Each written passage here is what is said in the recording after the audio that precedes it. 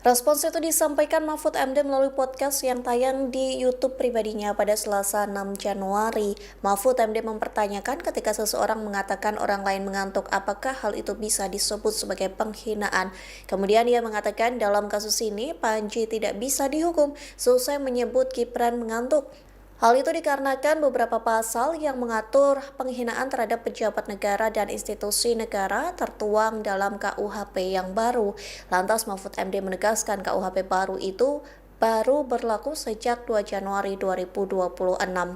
Sementara Panji mengatakan Gibran ngantuk sudah sejak tahun lalu. Meskipun memang video Panji merosting Gibran baru menjadi sorotan publik akhir-akhir ini. Dalam podcast tersebut, Mahfud memberikan pesan kepada Panji agar tidak khawatir karena tidak akan Download Tribun X sekarang, menghadirkan lokal menjadi Indonesia.